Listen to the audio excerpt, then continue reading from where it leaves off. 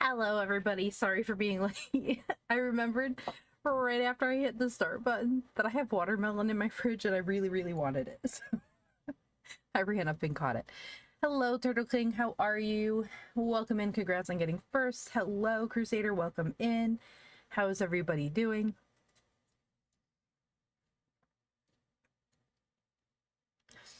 Yum.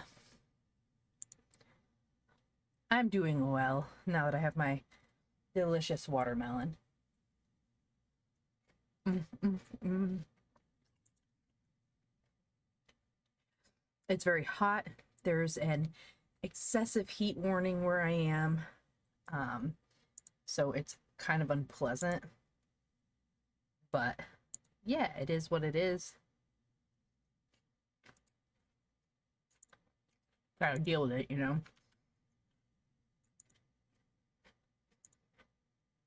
And we do that with crunching some okay. Have a good lurk with crunching some watermelon. Let's see. I never told everyone. There. I posted. Maybe not. There we go. It's hot in my basement too, where I stream from. Kayaking, paddleboarding. Nice. Nice. Yeah, I wish. No, my pool, so mild frustration because my pool it's open. It has chlorine in it. But I over algicided it and it's very, very cloudy and the clarifier is not working. So you're not really supposed to swim in it when it's cloudy, but I checked the chemical levels and it's fine. So I don't care if it's running again tonight. I don't care. Tomorrow if it's not clear, I don't care. It's going to be like 95 degrees. I'm going in my pool.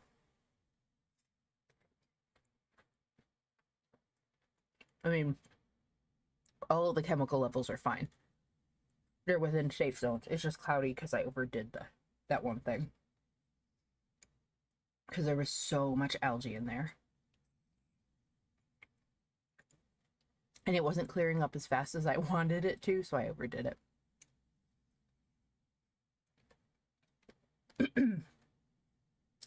But yeah. So Turtle King, do you put salt on water? 95. Damn. Do you put salt on your watermelon?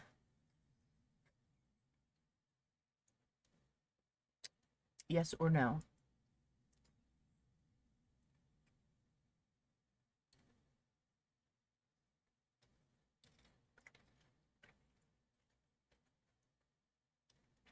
Because I do, and it's delicious.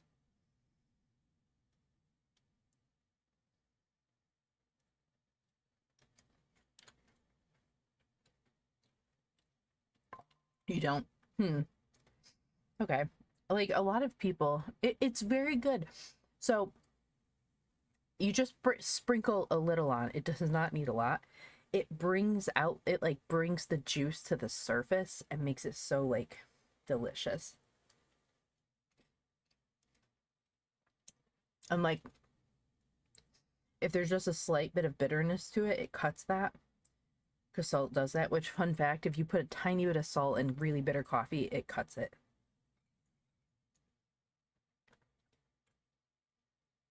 I'm talking like a pinch too. You don't need a lot.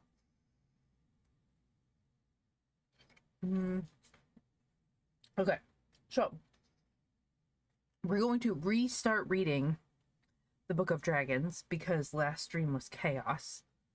But with OBS deciding it wasn't going to work.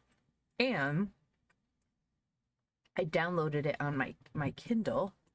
So I have access to that, which is super exciting as well. So I don't even need to really worry about having, it all open. Let's see. One more thing to find.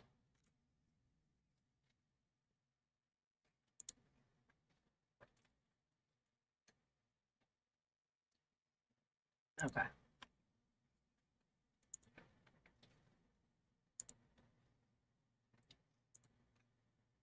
Just trying to find one more thing. Okay. So here we go. Once again, The Book of Dragons by Edith Nesbit. And we've read her book, Five Children in It, The Railway Children, The Phoenix and the Amulet. So we've done a few of hers. And we started the last book in the Samiad series, but we didn't finish it. I can't remember why.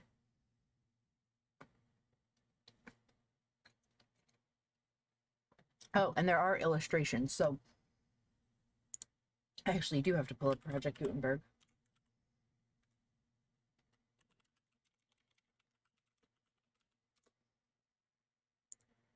So that we can take a look at that. I'll only be here for 30. Oh, okay. Ooh, nice. I hope you have a lot of fun. Stay hydrated, put sunscreen on.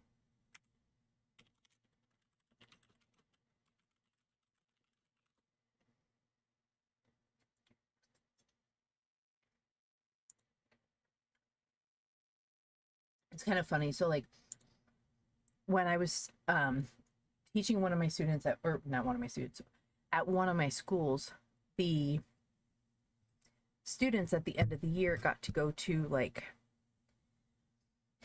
I don't know how to describe it. It was like a day camp or something, maybe. But they were, the kids got to go, and it was all outdoors. They could do like horseback ride. It was a whole bunch of stuff, but a lot of schools were there at once. So all the teachers, we all went to the food pavilion and just sat there, and we all brought our laptops and papers and graded papers and entered student grades and stuff like that for like the whole day and ate all the food that was there. And then every so often, two of us would get up and make the rounds and check on the kids. And I was the teacher, like bringing, like, I made my kids that I was responsible for check in like every hour. And then I like made them put sunscreen on and drink a cup of water. I would not let them out of my sight until they drank a cup of water. Because they were all like, and not once did any of my students get dehydrated. And meanwhile, other kids were. But I was like, yes, I did my due diligence. Okay. Here we go. The Book of Beasts.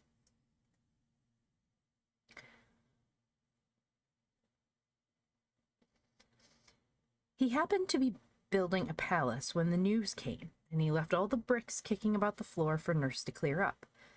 But then the news was rather remarkable news. You see, there was a knock at the front door and voices talking downstairs, and Lionel thought it was the man came to see about the gas, which had not been allowed to be lighted since the day when Lionel made a swing by tying his skipping rope to the gas bracket. And then, quite suddenly, Nurse came in and said, "Master Lionel, dear, they've come to fetch you to go and be king." Then she made haste to change his smock and to wash his face and hands and brush his hair. And all the time she was doing it, Lionel kept wriggling and fidgeting and saying, "Oh, don't, Nurse, and I'm sure my ears are quite clean, or never mind my hair, it's all right, and that'll do." "You're going on as if you was going to be an eel instead of a king," said Nurse. The minute Nurse let go for a moment, Lionel bolted off without waiting for his clean handkerchief, and in the drawing-room there were two very grave-looking gentlemen in red robes with fur, and gold coronets with velvet sticking up out of the middle like the cream in the very expensive jam tarts. They bowed low to Lionel, and the gravest one said, "Sire, your great-great-great-great-great-grandfather, the king of this country, is dead, and now you have got to come and be king." "Yes, please, sir," said Lionel. "When does it begin?" "You will be crowned this afternoon," said the grave gentleman, who was not quite so grave-looking as the other. "Would you like me to bring Nurse, or what time would you like me to be fetched, and had I better put on my velvet suit with the lace collar?" said Lionel, who had often been out to tea. "Your Nurse will be removed to the palace later. No, never mind about changing your suit. The royal robes will cover all that up." The grave gentleman led the way to a coach with 8 white horses, which was drawn up in front of the house where Lionel lived. It was number 7 on the left-hand side of the street as you go up. Lionel ran upstairs at the last minute, and he kissed Nurse and said, "Thank you for washing me. I wish I'd let you do the other year." "No, there's no time now. Give me the hanky. Goodbye, Nurse." "Goodbye, ducky," said Nurse. "Be a good little king now, and say please and thank you, and remember to pass the cake to the little girls, and don't have more than 2 helps of anything." So off Lionel went to be made a king, and he had never expected to be a king any more than you have, so it was all quite new to him, so new that he had never even thought of it. And as the coach went through the town, he had to bite his tongue to be quite sure it was real, because if his tongue was real, it showed he wasn't dreaming. Half an hour before, he had been building with bricks in the nursery, and now the streets were fluttering with flags. Every window was crowded with people waving handkerchiefs and scattering flowers. There were scarlet soldiers everywhere along the pavements, and all the bells of all the churches were ringing like mad. And like a great song, to the music of their ringing, he heard thousands of people shouting, "Long live Lionel! Long live our little king!" He was a little sorry at first that he had not put on his best clothes, but he soon forgot to think about that. If he had been a girl, he would very likely have bothered about it the whole time. As they went along, the grave gentlemen, who were the Chancellor and the Prime Minister, explained the things which Lionel did not understand. "I thought we were a republic," said Lionel. "I'm sure there hasn't been a king for some time." "Sire, your great-great-great-great-great-grandfather's death happened when my grandfather was a little boy," said the Prime Minister. "And since then your loyal people have been saving up to buy you a crown. So much a week. You know, according to people's means, 6 pence a week from those who have first-rate pocket money, down to a halfpenny a week from those who haven't so much. You know it's the rule that the crown must be paid for by the people." "But hadn't my great-great, however much it is, grandfather a crown?" "Yes, but he sent it to be tinned over for fear of vanity, and he had had all the jewels taken out and sold them to buy books." Me. "He was a strange man, a very good king he was, but he had his faults. He was fond of books. Almost with his last breath he sent the crown to be tinned, and he never lived to pay the tinsmith's bill." Here the Prime Minister wiped away a tear, and just then the carriage stopped, and Lionel was taken out of the carriage to be crowned. Being crowned is much more tiring work than you would suppose, and by the time it was over, and Lionel had worn the royal robes for an hour or two, and had had his hand kissed by everybody whose business it was to do it, he was quite worn out, and was very glad to get into the palace nursery. Nurse was there, and tea was ready, seedy cake and plummy cake and jam, and hot buttered toast, and the prettiest china with red and gold and blue flowers on it, and real tea, and as many cups of it as you liked. After tea, Lionel said, "I think I should like a book. Will you get me one, Nurse?" "Bless the child," said Nurse. "You don't suppose you've lost the use of your legs with just being a king? Run along, do, and get your books yourself."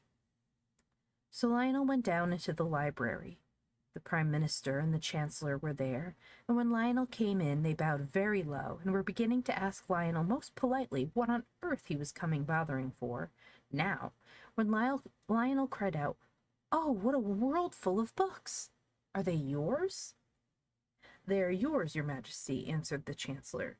"They were the property of the late king, your great-great—" "Yes, I know," Lionel interrupted.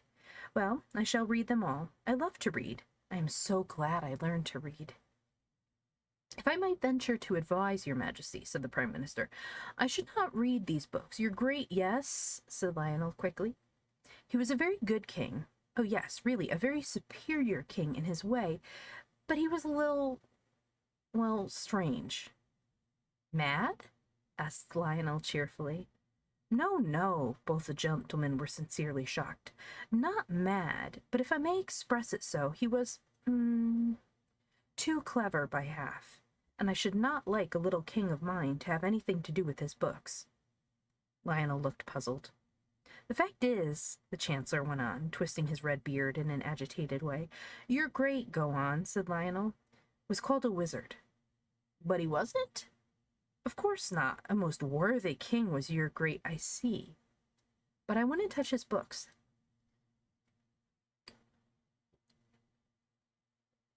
"Just this one," cried Lionel, laying his hands on the cover of a great brown book that lay on the study table. It had gold patterns on the brown leather, and gold clasps with turquoises and rubies in the twist of them, and gold corners so that the leather should not wear out too quickly. I must look at this one, Lionel said, for on the back in big letters he read, "The Book of Beasts," which is the one we have in the corner right here. The Chancellor said, "Don't be a silly little king." But Lionel had got the gold clasps undone, and he opened the first page, and there was a beautiful butterfly, all red and brown and yellow and blue, so beautifully painted that it looked as if it were alive. "There," said Lionel. "Isn't that lovely? Why—" But as he spoke, the beautiful butterfly fluttered its many-colored wings on the yellow old page of the book and flew up and out of the window. "Well," said the Prime Minister, as soon as he could speak for the lump of wonder that had got into his throat and tried to choke him. "That's magic, that is." But before he had spoken, the king had turned to the next page, and there was a shining bird, complete and beautiful in every blue feather of him. Under him was written, "Blue Bird of Paradise," and while the king gazed enchanted at the charming picture, the blue bird fluttered his wings on the yellow page and spread them and flew out of the book. Watermelon bite.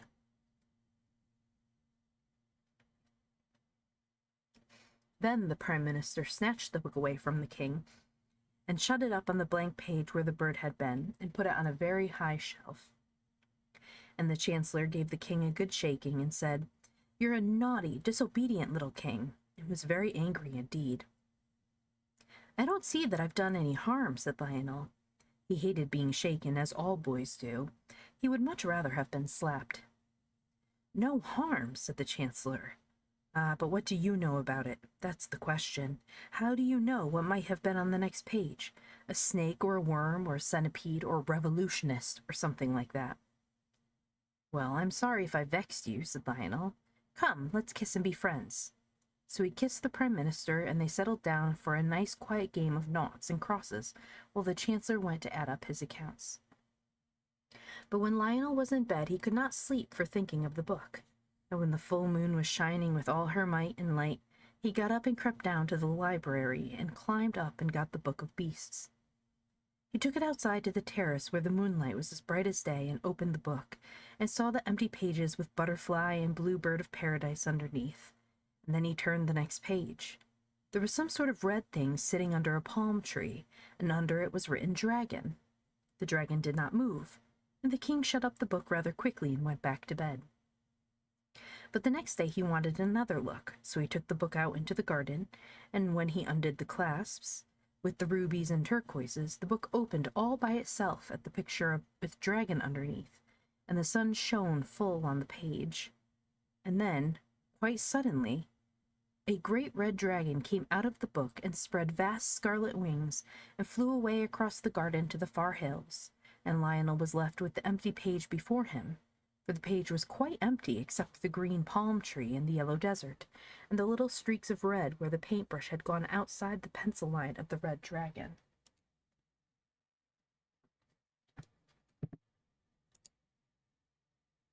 And we've got a picture.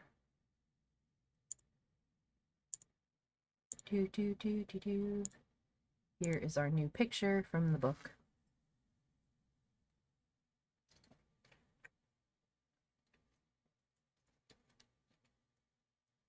And then Lionel felt that he had indeed done it. He had not been king 24 hours, and already he had let loose a red dragon to worry his faithful subjects' lives out. And they had been saving up so long to buy him a crown and everything.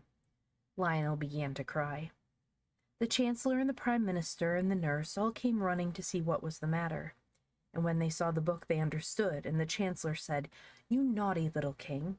Put him to bed, nurse, and let him think over what he's done." "Perhaps, my lord," said the Prime Minister, "we'd better first find out just what exactly he has done." Then Lionel, in floods of tears, said, "It's a red dragon, and it's gone flying away to the hills, and I'm so sorry, and oh, do forgive me." But the Prime Minister and the Chancellor had other things to think of than forgiving Lionel. They hurried off to consult the police and see what could be done. Everyone did what they could. They sat on committees and stood on guard and lay in wait for the dragon, but he stayed up in the hills, and there was nothing more to be done.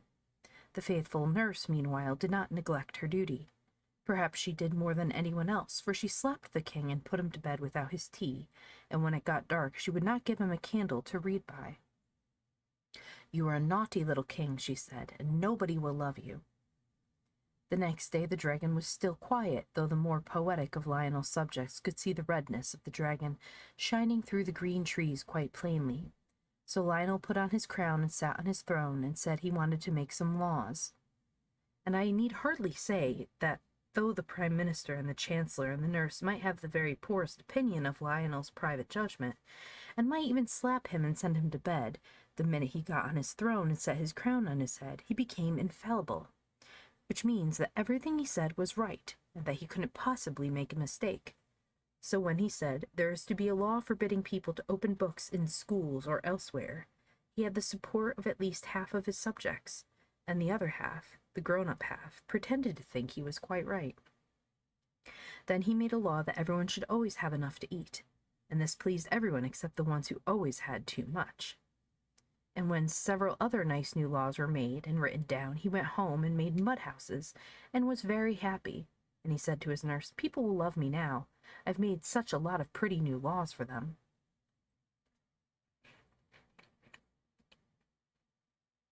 But nurse said, "Don't count your chickens, my dear. You haven't seen the last of that dragon yet." Now the next day was Saturday, and in the afternoon the dragon suddenly swooped down upon the common in all his hideous redness, and carried off the soccer players, umpires, goalposts, ball, and all. Then the people were very angry indeed, and they said, "We might as well be a republic, after saving up all these years to get his crown and everything." Yes, hello, DT, what's what the plants crave?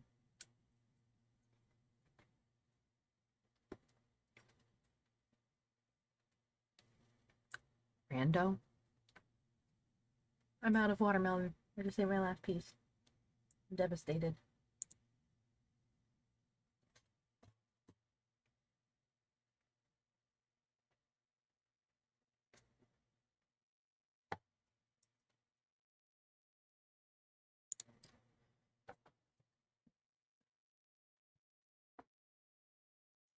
Ada ada. Oh, sorry, I have it on multi-chat, so I didn't see that.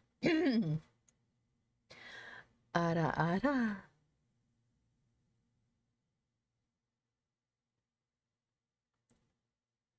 And wise people shook their heads and foretold a decline in the national love of sport. And indeed soccer was not at all popular for some time afterward. Lionel did his best to be a good king during the week, and the people were beginning to forgive him for letting the dragon out of the book. After all, they said, soccer is a dangerous game, and perhaps it is wise to discourage it. Popular opinion held that the soccer players, being tough and hard, had disagreed with the dragon so much that he had gone away to some place where they only play cat's cradle and games that do not make you hard and tough. All the same, Parliament met on the Saturday afternoon, a convenient time for most of the members would be free to attend, to consider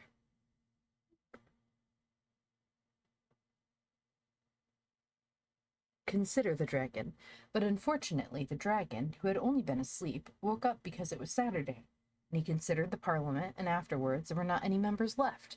So they tried to make a new Parliament, but being a member of Parliament had somehow grown as unpopular as soccer playing, and no one would consent to being elected, so they had to do without a Parliament. When the next Saturday came around, everyone was a little nervous, but the Red Dragon was pretty quiet that day and only ate an orphanage. Lionel was very, very unhappy. He felt that it was his disobedience that had brought this trouble on the Parliament and the orphanage and the soccer players, and he felt that it was his duty to try and do something.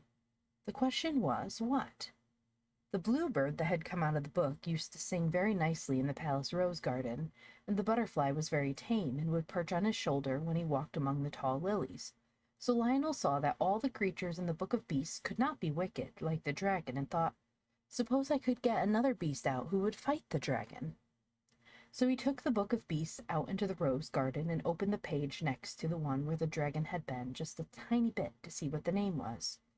He could only see Cora, but he felt the middle of the page swelling up thick with the creature that was trying to come out. and it was only by putting the book down and sitting on it suddenly, very hard, that he managed to get it shut. Then he fastened the clasp with the rubies and turquoises in them and sent for the Chancellor, who had been ill since Saturday, and so had not been eaten with the rest of the Parliament, and said, "What animal ends in Cora?" The Chancellor answered, "The Manticora, of course." "What is he like?" asked the dragon. "He is the sworn foe of dragons," said the Chancellor. "He drinks their blood. He is yellow, with the body of a lion and the face of a man. I wish we had a few Manticoras here now, but the last died hundreds of years ago. Worse luck." Then the king ran and opened the book at the page that had Cora on it, and there was the picture, Manticora, all yellow, with a lion's body and a man's face, just as the Chancellor had said, and under the picture was written Manticora. In a few minutes the Manticora came sleepily out of the book, rubbing its eyes with its hands and mewing piteously. It seemed very stupid, and when Lionel gave it a push and said, "Go along and fight the dragon, do," it put its tail between its legs and fairly ran away. It went and hid behind the town hall, and at night, when the people were asleep, it went around and ate all the pussycats in the town. And then it mewed more than ever. And on the Saturday morning, when people were a little timid about going out, because the dragon had no regular hour for calling, the Manticora went up and down the streets and drank all the milk that was left in the cans at the doors for people's teas, and it ate the cans as well. And just when it had finished the very last little halfpenny worth, which was short measure, because the milkman's nerves were quite upset, the red dragon came down the street looking for the Manticora. It edged off when it saw him coming, for it was not at all the dragon fighting kind, and seeing no other door open, the poor hunted creature took refuge in the general post office, and there the dragon found it trying to conceal itself among the 10 o'clock mail. The dragon fell on the Manticora at once, and the mail was no defense. The mewings were heard all over the town.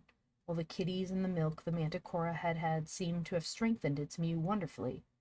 Then there was a sad silence, and presently the people whose windows looked that way saw the dragon come walking down the steps of the general post office, spitting fire and smoke together with tufts of Manticora fur and the fragments of the registered letters. Things were growing very serious.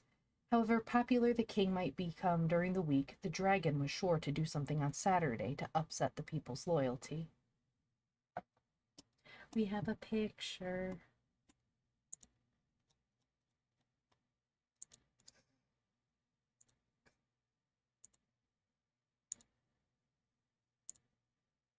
And here we have the Manticora, or we have the Manticora running into the post office and the dragon coming strolling down to get him.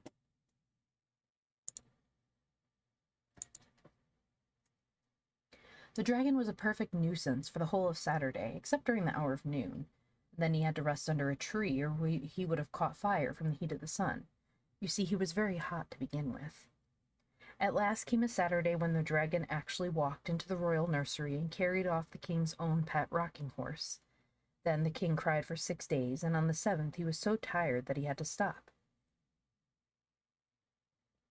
He heard the bluebird singing among the roses and saw the butterfly fluttering among the lilies and said, "Nurse, wipe my face, please. I'm not going to cry any more." Nurse washed his face and told him not to be a silly little king.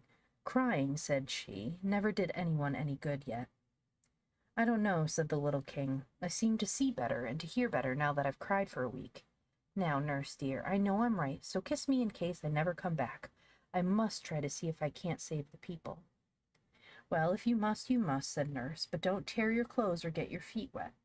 So off he went.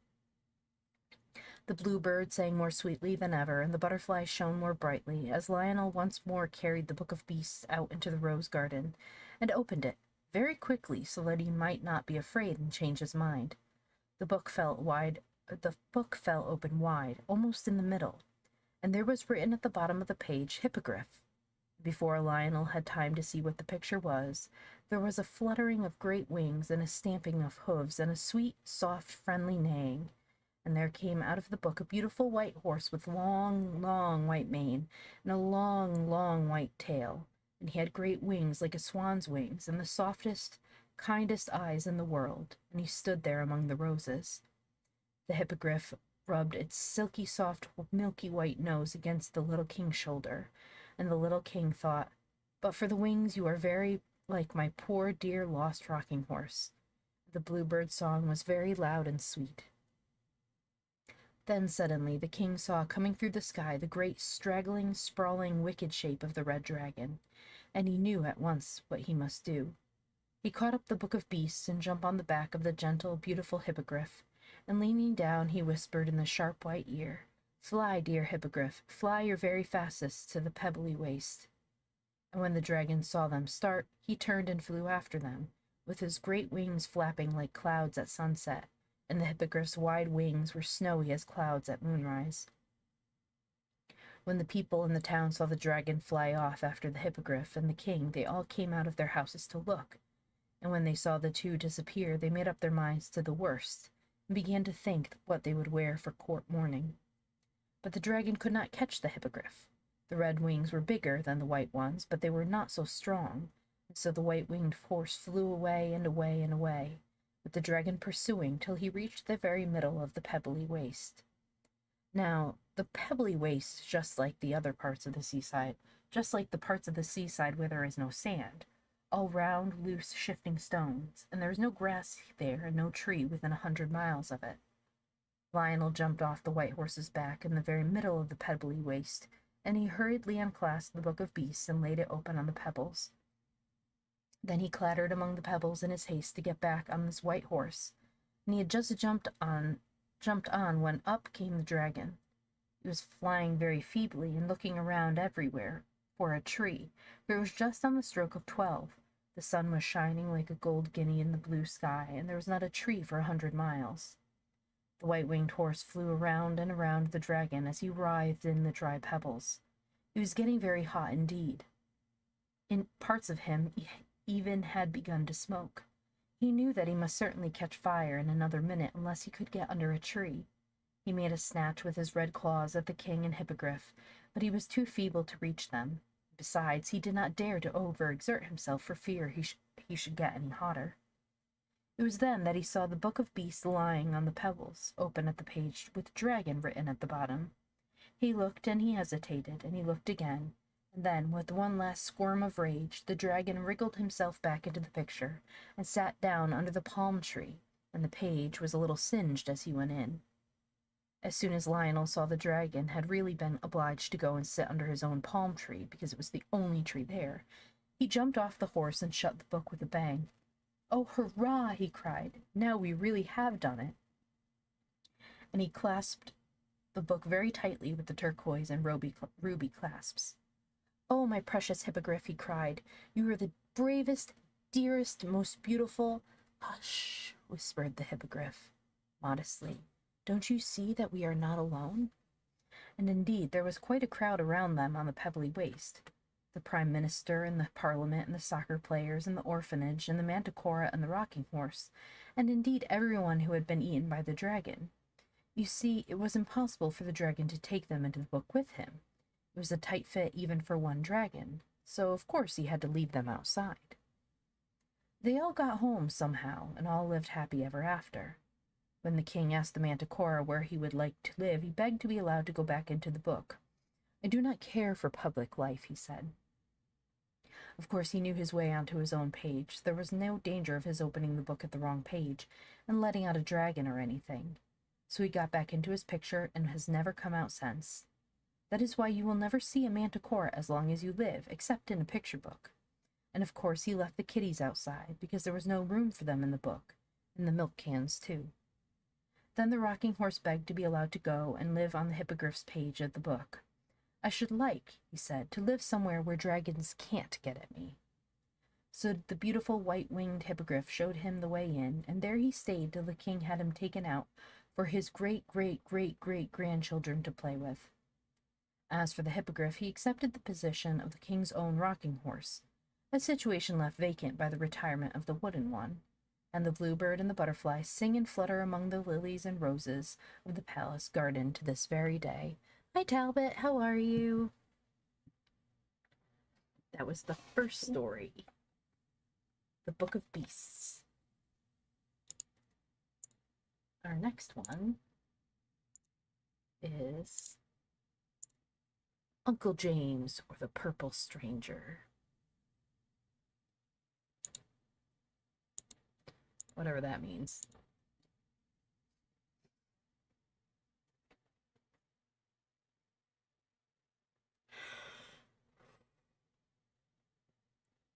Sorry.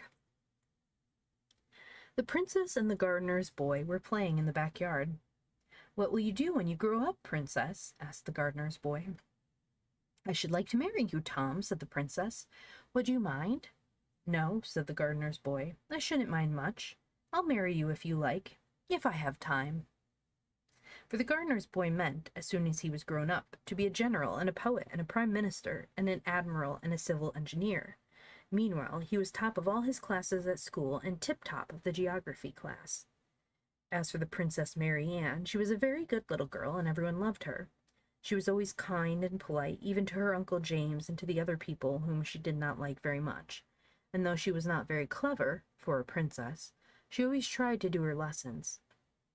Even if you know perfectly well that you can't do your lessons, you may as well try. Sometimes you find that by some fortunate accident they really are done. Then the princess had a truly good heart. She was always kind to her pets. She never slapped her hippopotamus when it broke her dolls in its playful gambols, and she never forgot to feed her rhinoceroses in their little hutch in the backyard. Her elephant was devoted to her, and sometimes Mary Ann made her nurse quite cross by smuggling the dear little thing up to bed with her and letting it go to sleep with its long trunk laid lovingly across her throat, and its pretty head cuddled right under the royal ear. It must be a toy elephant or something. When the princess had been good all through the week, for, like all real, live, nice children, she was sometimes naughty, but never bad, nurse would allow her to ask her little friends to come on Wednesday morning early and spend the day, because Wednesday is the end of the week in that country. Then, in the afternoon, when all the little dukes and duchesses and marquises and countesses had finished their rice pudding and had their hands and faces washed, after it, nurse would say, "Now, my dears, what would you like to do this afternoon?" just as if she didn't know. And the answer would always be the same. "Oh, do let's go to the zoological gardens and ride on the big guinea pig and feed the rabbits and hear the dormouse sleep." So their pinafores were taken off, and they all went to the zoological gardens, where 20 of them could ride at a time on the guinea pig, and where even the little ones could feed the great rabbits if some grown-up person were kind enough to lift them up for the purpose. Oh, I see. So it's a world where sizes are like kind of reversed. I get it now.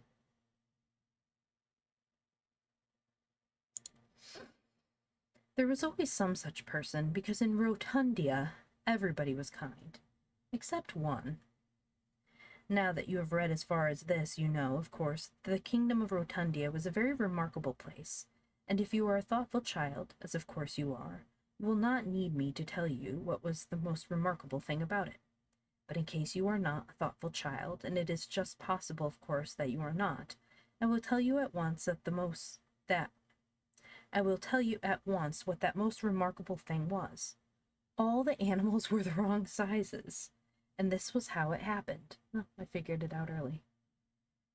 In olden times, when all our world was just loose earth and air and fire and water mixed up anyhow like a pudding, is spinning around like mad, trying to get the different things to settle into their proper places, a round piece of earth got loose and went spinning away by itself across the water, which was just beginning to try to get spread out smooth into a real sea. And as the great round piece of earth flew away, going around and around as hard as it could, it met a long piece of hard rock that had got loose from another part of the puddingy mixture, and the rock was so hard and was going so fast that it ran its point end through the round piece of earth and stuck out on the other side of it, so that the two together were like a very, very much too big spinning top. I am afraid that all this is very dull, but you know geography is never quite lively, and after all, I must give you a little information, even in a fairy tale, like the powder and jam. Well, when the pointed rock smashed into the ground, into the round bit of earth, the shock was so great that it set them spinning together through the air, which is just getting into its proper place, like all the rest of the things, only, as luck would have it, they forgot which way they had been going and began to spin around the wrong way. "Welcome in, Isa." Presently, Center of Gravity, a great giant who was managing the whole business, woke up in the middle of the earth and began to grumble. "Hurry up," he said. "Come down and lie still, can't you?" So the rock with the round piece of earth fell into the sea, and the point of the rock went into a hole that just fitted it in the stony sea bottom, and there it spun around the wrong way 7 times and then lay still. And that round piece of land became, after millions of years, the kingdom of Rotundia. This is the end of the geography lesson, and now for just a little natural history, so that we may not feel that we are quite wasting our time. Of course, the consequences of the island having spun around the wrong way was that when the animals began to grow on the island, they all grew the wrong sizes. The guinea pig, as you know, was as big as our elephants, and the elephant, dear little pet, was the size of the silly, tiny black and tan dogs that ladies carry sometimes in their muffs. The rabbits were about the size of our rhinoceroses, and all about the wild parts of the island they had made their burrows as big as railway tunnels. The dormouse, of course, was the biggest of all the creatures. I can't tell you how big he was. Even if you think of elephants, it will not help you at all. Luckily, there was only one of him, and he was always asleep. Otherwise, I don't think the Rotundians could have borne with him. As it was, they made him a house, and it saved the expense of a brass band, because no band could possibly have been heard when the dormouse was talking in his sleep. The men and women and children in this wonderful island were quite the right size, because their ancestors had come over with the Conqueror long after the island had settled down and the animals grown on it. Now the natural history lesson is over, and if you have been attending, you know more about Rotundia than anyone there did, except 3 people: the Lord Chief Schoolmaster, the Princess's uncle, who was a magician and knew everything without learning it, and Tom, the gardener's son. Tom had learned more at school than anyone else because he wished to take a prize. The prize offered by the Lord Chief Schoolmaster was a history of Rotundia, beautifully bound with the royal arms on the back. But after that day, when the princess said she meant to marry Tom, the gardener's boy thought it over, and he decided that the best prize in the world would be the princess, and this was the prize Tom meant to take. And when you are a gardener's son and have decided to marry a princess, you will find that the more you learn at school, the better. The princess always played with Tom on the days when the little dukes and marquises did not come to tea, and when he told her he was almost sure of the first prize, she clapped her hands and said, "Dear Tom, dear good, clever Tom, you deserve all the prizes. And I will give you my pet elephant, and you can keep him till we're married." The pet elephant was called Fido, and the gardener's son took him away in his coat pocket. He was the dearest little elephant you ever saw, about 6 inches long, but he was very, very wise. He could not have been wiser if he had been a mile high. He lay down comfortably in Tom's pocket, and when Tom put in his hand, Fido curled his little trunk around Tom's fingers with an affectionate confidence that made the boy's heart warm to his new little pet. What with the elephant and the princess's affection and the knowledge I know it's not. And the knowledge that the very next day he would receive the history of Rotundia, the beautifully bound with the royal arms on the cover, Tom could hardly sleep a wink. Besides, the dog did bark so terribly. There was only one dog in Rotundia. The kingdom could not afford to keep more than one. He was a Mexican lapdog of the kind that in most parts of the world only measures 7 inches from the end of his dear nose to the tip of his darling tail. But in Rotundia he was bigger than I can possibly expect you to believe. And when he barked, his bark was so large that it filled up all the night and left no room for sleep or dreams or polite conversation or anything else at all. He never barked at things that went on in the island. He was too large-minded for that. But when ships went blundering by in the dark, tumbling over the rocks at the end of the island, he would bark once or twice, just to let the ships know that they couldn't come playing about there just as they liked. But on this particular night he barked and barked and barked, and the princess said, oh dear, I wish he wouldn't. I'm so sleepy." And Tom said to himself, "I wonder whatever is the matter. As soon as it's light, I'll go and see." And so when it began to be pretty pink and yellow daylight, Tom got up and went out, and all the time the Mexican lapdog barked so that the houses shook, and the tiles on the roof of the palace rattled like milk cans in a cart whose horse is frisky. I'll go to the pillar, thought Tom as he went through the town. The pillar, of course, was the top of the piece of rock that had stuck itself through Rotundia millions of years before, and made it spin around the wrong way. It was quite in the middle of the island, and stuck up ever so far. When you were at the top, you could see a great deal farther than when you were not. As Tom went out from the town and across the downs, he thought what a pretty sight it was to see the rabbits in the bright, dewy morning frisking with their young ones by the mouths of their burrows. He did not go very near the rabbits, of course, because when a rabbit of that size is at play, it does not always look where it is going, and it might easily have crushed Tom with his foot, and then it would have been very sorry indeed. Very sorry afterward. And Tom was a kind boy and would not have liked to make even a rabbit unhappy. Earwigs in our country often get out of the way when you think you're going to walk on them. They, too, have kind hearts, and they would not like you to be sorry afterward. Oh my God, it's so hot in here.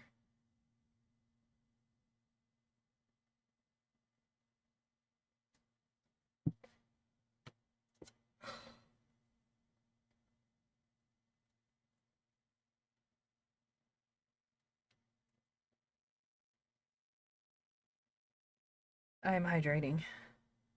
I think I'm gonna have to finish after this story, to be honest.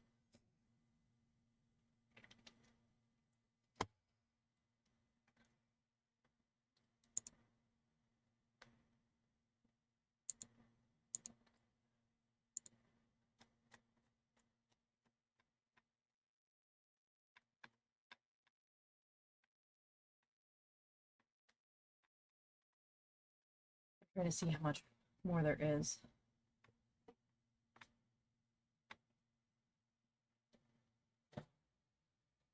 Because it is outrageously hot.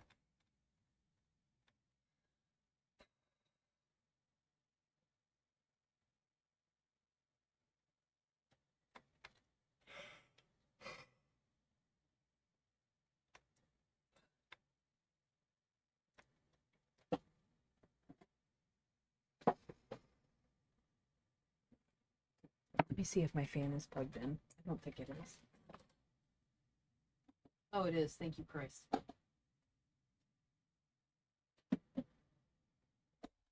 Okay. I didn't think I had my fan turned in still from last year. It's on. Oh.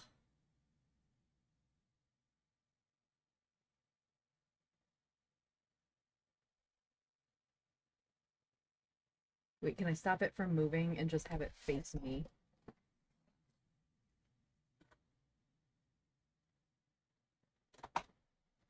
I don't need oscillating right now. I just need straight up in my face. Okay, there we go. Ooh, that's a little better.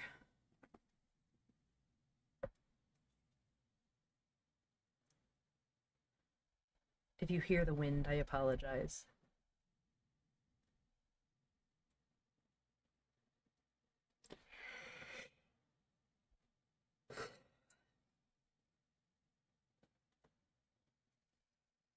Okay, let's try to finish this story without me dying. I wish I could take my sweater off, but alas, it just sits there. So Tom went on, looking at the rabbits and watching the morning grow more and more red and golden, and the Mexican lapdog barked all the time till the church bells tinkled and the chimney of the apple factory rocked again. Oh my God, no. Stop.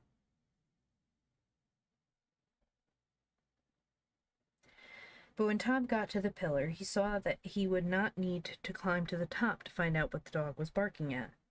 For there, by the pillar, lay a very large purple dragon. His wings were like the purple stranger, were like old purple umbrellas that have been very much rained on, and his head was large and bald, like the top of a purple toadstool, and his tail, which was purple too, was very, very, very long and thin and tight, like the lash of a carriage whip. It was licking one of its purple umbrella-y wings and every now and then it moaned and leaned its head back against the rocky pillar as though it felt faint. Tom saw at once what had happened. A flight of purple dragons must have crossed the island in the night, and this poor one must have knocked its wing and broken it against the pillar. Everyone is kind to everyone in Rotundia, and Tom was not afraid of the dragon, although he had never spoken to one before. He had often watched them flying across the sea, but he had never expected to get to know one personally. So now he said, "I am afraid you don't feel quite well." The dragon shook his large purple head. He could not speak, but like all other animals, he could understand well enough when he liked. "Can I get you anything?" asked Tom politely. The dragon opened his purple eyes with an inquiring smile. "A bun or two now," said Tom coaxingly. "There's a beautiful bun tree quite close." The dragon opened a great purple mouth and licked his purple lips, so Tom ran and shook the bun tree, and soon came back with an armful of fresh currant buns, and as he came he picked a few of the bath kind, which grow on the low bushes near the pillar. Because, of course, another consequence of the island's having spun the wrong way is that all the things we have to make, buns and cakes and shortbread, grow on trees and bushes. But in Rotundia they have to make their cauliflowers and cabbages and carrots and apples and onions, just as our cooks make puddings and turnovers. Tom gave all the buns to the dragon, saying, "Here, try to eat a little. You'll soon feel better then." The dragon ate up the buns, nodded rather ungraciously, and began to lick his wings again. So Tom left him and went back to the town with the news, and everyone was so excited at a real live dragon's being on the island, a thing that had never happened before, that they all went out to look at it, instead of going to the prize giving, and the Lord Chief Schoolmaster went with the rest. Now he had Tom's prize, the History of Rotundia, in his pocket, the one bound in calf with the royal arms on the cover, and it happened to drop out, and the dragon ate it, so Tom never got the prize after all. But the dragon, when he had gotten it, did not like it. "Perhaps it's all for the best," said Tom. "I might not have liked that prize either if I had gotten it." It happened to be a Wednesday, so when the princess's friends were asked what they would like to do, all the little dukes and marquises and earls said, "Let's go and see the dragon." But the little duchesses and marchionesses and the countesses said they were afraid. Then Princess Marianne spoke up royally and said, "Don't be silly, because it's only in fairy stories and histories of England and things like that people are unkind and want to hurt each other.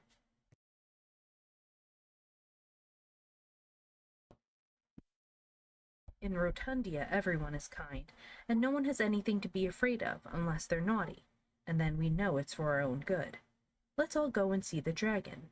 We might take him some acid drops." So they went, and all the titled children took it in turns to feed the dragon with acid drops, and he seemed pleased and flattered, and wagged as much of his purple tail as he could get at conveniently, for it was a very, very long tail indeed. But when it came to the princess's turn to give an acid drop to the dragon, he smiled a very wide smile, and wagged his tail to the very last long inch of it, as much as to say, "Oh, you nice, kind, pretty little princess." But deep down in his wicked purple heart he was saying, "Oh, you nice, fat, pretty little princess, I should like to eat you instead of these silly acid drops." But of course nobody heard him except the princess's uncle, and he was a magician and accustomed to listening at doors. It was part of his trade. Now you will remember that I told you there was one wicked person in Rotundia, and I could not conceal from you any longer that this complete bad was the princess's Uncle James. Magicians are always bad, as you know from your fairy books, and some uncles are bad, as you see by the Babes in the Wood or the Norfolk Tragedy, and one James at least was bad, as you have learned from your English history. And when anyone is a magician and is also an uncle and is named James, well, you need not expect anything nice from him. He is a threefold complete bad, and he will come to no good. Welcome in, Matsu. Better late than not at all. We are reading the Book of Dragons by Edith Nesbit. We started on Wednesday, but we had to restart today because, oh yes, did its thing. Uncle James had long wanted to get rid of the princess and have the kingdom to himself. He did not like many things, and nice kingdom was almost the only thing he cared for, but he had never seen his way quite clearly, because everyone is so kind in Rotundia that wicked spells will not work there, but run off those blameless islanders like water off a duck's back. Now, however, Uncle James thought there might be a chance for him, because he knew that now there were two wicked people on the island who could stand by each other, himself and the dragon. He said nothing, but he exchanged a meaningful glance with the dragon, and everyone went home to tea. And no one had seen the meaningful glance except Tom. Tom went home and told his elephant all about it. The intelligent little creature listened carefully, and then climbed from Tom's knee to the table, on which stood an ornamental calendar that the princess had given Tom for a Christmas present. With its tiny trunk, the elephant pointed out a date, the 15th of August, the princess's birthday, and looked anxiously at its master. "What is it, Fido, good little elephant, then?" said Tom, and the sagacious animal repeated its former gesture. Then Tom understood. "Oh, something is to happen on her birthday. All right, I'll be on the lookout." And he was. Picture.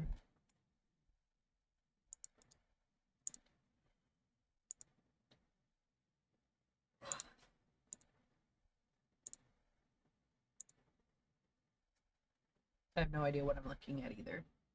I think it's the dragon. At first, the people of Rotundia were quite pleased with the dragon, who lived by the pillar and fed himself from the bun trees. But by and by he began to wander. He would creep into the burrows made by the great rabbits, and excursionists sporting on the downs would see his long, tight, whip-like tail wriggling down a burrow and out of sight. Before they had time to say, "There he goes," his ugly purple head would come poking out from another rabbit hole, perhaps just behind them, or laugh softly to itself just in their ears. And the dragon's laugh was not a merry one. This sort of hide-and-seek amused people at first, but by and by it began to get on their nerves. And if you don't know what that means, ask Mother to tell you next time you are playing blind man's buff when she has a headache. Then the dragon got into the habit of cracking his tail as people crack whips, and this also got on people's nerves. Then two little things began to be missed. And you know how unpleasant that is, even in a private school, and in a public kingdom it is, of course, much worse. The things that were missed were nothing much at first. A few little elephants, a hippopotamus or two, and some giraffes and things like that. It was nothing much, as I say, but it made people feel uncomfortable. Then one day a favorite rabbit of the princess's, called Frederick, mysteriously disappeared. And then came a terrible morning when the Mexican lapdog was missing. He had barked ever since the dragon came to the island, and people had grown quite used to the noise. So when his barking suddenly ceased, it woke everybody up, and they all went out to see what was the matter, and the lapdog was gone. A boy was sent to wake the army, so that it might look for him, but the army was gone too, and now the people began to be frightened. Then Uncle James came out onto the terrace of the palace, and he made the people a speech. He said, "Friends, fellow citizens, I cannot disguise from myself or from you that this purple dragon is a poor penniless exile, a helpless alien in our midst, and besides he is no end of a dragon." The people thought of the dragon's tail and said, "Hear, hear." Uncle James went on, "Something has happened to a gentle and defenseless member of our community. We don't know what has happened." Everyone thought of the rabbit named Frederick and groaned. "The defenses of our country have been swallowed up," said Uncle James.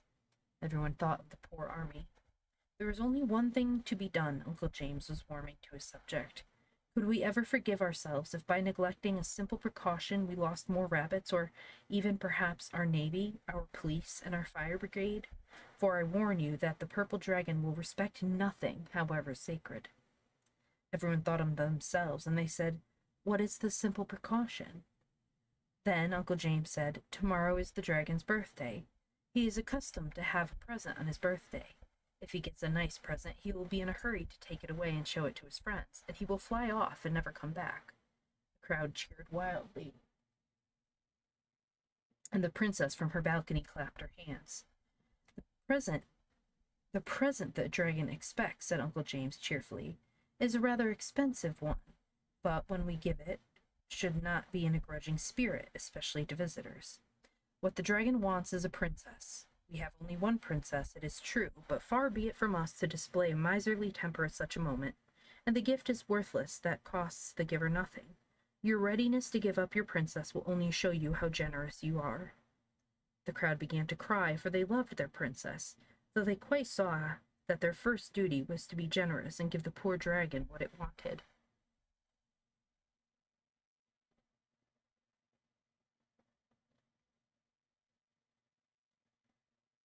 The princess began to cry, for she did not want to be anybody's birthday present, especially a purple dragon's, and Tom began to cry because he was so angry.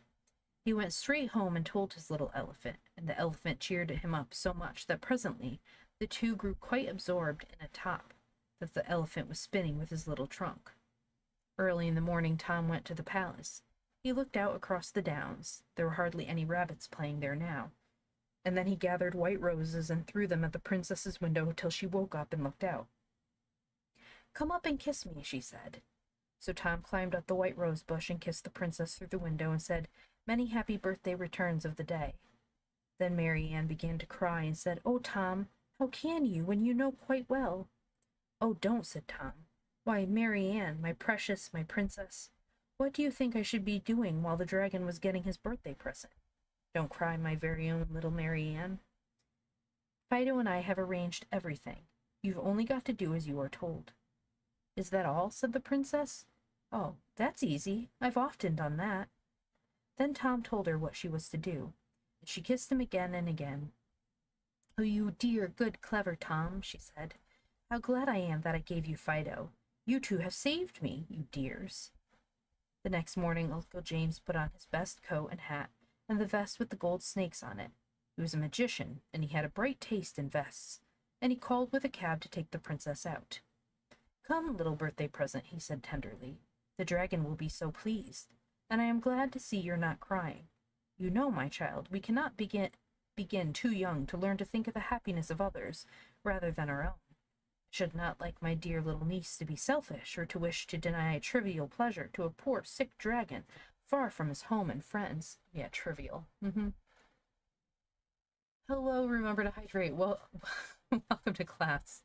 I am hydrating.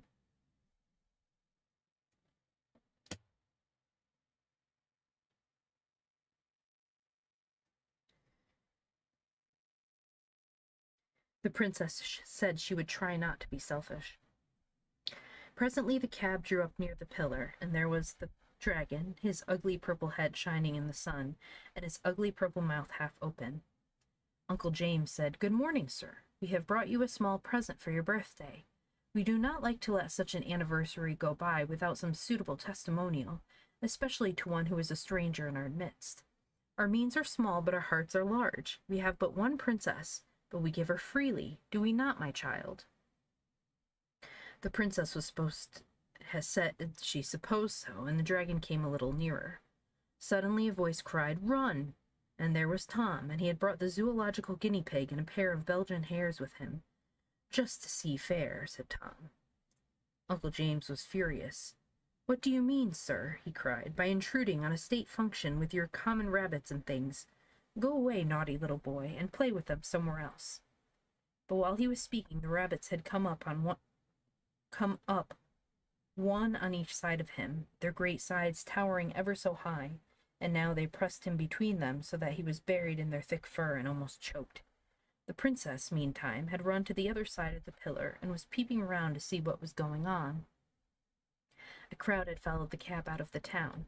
Now they reached the scene of the state function, and they all cried out, "Fair play, play fair! We can't go back on our word like this. Give a thing and take a thing. Why, it's never done. Let the poor exiled stranger dragon have his birthday present." And they tried to get at Tom, but the guinea pig stood in the way. "Yes," Tom cried, "fair play is a jewel, and your helpless exile shall have the princess, if he can catch her. Now then, Mary Ann." Mary Ann looked around the big pillar and called to the dragon, "Whoa, you can't catch me," and began to run as fast as ever she could, and the dragon ran after her.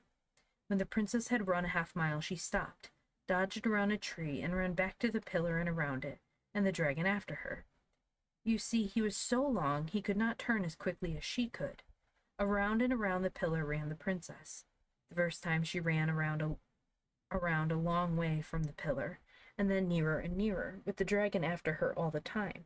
And he was so busy trying to catch her that he never noticed that Tom had tied the very end of his long, tight, whipcordy tail to the rock, so that the more the dragon ran around, the more times he twisted his tail around the pillar. It was exactly like winding a top, only the peg was the pillar, and the dragon's tail was the string. And the magician was safe between the Belgian hares and couldn't see anything but darkness or do anything but choke. When the dragon was wound onto the pillar as much as he possibly could be, and as tight, like cotton on a reel, the princess stopped running, and though she had very little breath left, she managed to say, "Yeah, who's won now?" This annoyed the dragon so much that he put out all his strength, spread his great purple wings, and tried to fly at her. Of course, this pulled his tail, and pulled it very hard, so hard that as he pulled, the tail had to come, and the pillar had to come around with the tail, and the island had to come around with the pillar, and in another minute the tail was loose, and the island was spinning around exactly like a top. It spun so fast that everyone fell flat on their faces and held on tight to themselves, because they felt something was going to happen. All but the magician, who was choking between the Belgian hares, and felt nothing but fur and fury. And something did happen. The dragon had sent the kingdom of Rotundia spinning the way it ought to have gone at the beginning of the world, and as it spun around, all the animals began to change sizes. The guinea pigs got small, and the elephants got big, and the men and women and children would have changed sizes too, if they had not had the sense to hold on to themselves very tight indeed with both hands, which of course the animals could not be expected to know how to do. And the best of it was that when the small beasts got big and the big beasts got small, the dragon got small too, and fell at the princess's feet, a little crawling purple newt with wings.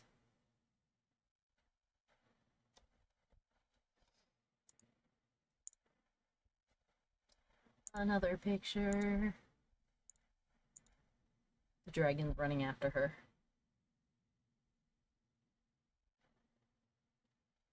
"Funny little thing," said the princess when she saw it. "I will take it for a birthday present." But while all the people were still on their faces, holding on tight to themselves, Uncle James, the magician, never thought of holding tight. He only thought of how to punish Belgian hares and the son of gardeners. So when the beast grew small, he grew small with the other beasts, and the little purple dragon, when he fell at the princess's feet.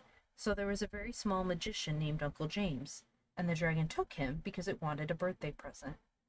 So now all the animals were new sizes, and at first it seemed very strange to everyone to have great lumbering elephants and a tiny little dormouse, but they have gotten used to it now and think no more of it than we do. All this happened several years ago, and the other day I saw in the Rotundia Times an account of the wedding of the princess with Lord Thomas Gardner, K.C.D., and I knew she could not have married anyone but Tom, so I suppose they did make him a lord on purpose for the wedding. And K.C.D., of course, means clever conqueror of the dragon. If you think that is wrong, it is only because you don't know how they spell in Rotundia. The paper said that among the beautiful presents of the bridegroom to the bride was an enormous elephant on which the bridal pair made their wedding tour. This must have been Fido. You remember Tom promised to give him back to the princess when they were married. The Rotundia Times called the married couple the happy pair. It was clever of the paper to think of calling them that. It is such a pretty and novel expression, and I think it is truer than many of the things you see in papers. But because you see, the princess and the gardener's son were so fond of each other that they could not help being happy. Besides, they had an elephant of their very own to ride on. If that is not enough to make people happy, I should like to know what is. Though, of course, I know there are some people who could not be happy unless they had a whale to sail on, and perhaps not even then. But they are greedy, grasping people, the kind who would take 4 helpings of pudding, as likely as not, which neither Tom nor Mary Ann ever did. And I know it's a short stream, but I am melting, and I really can't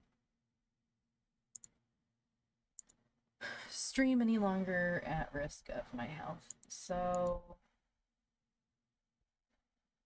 let's go right into Waste, because he's playing a game, everyone. I hope you have a good night. Where's my thing? Great channel.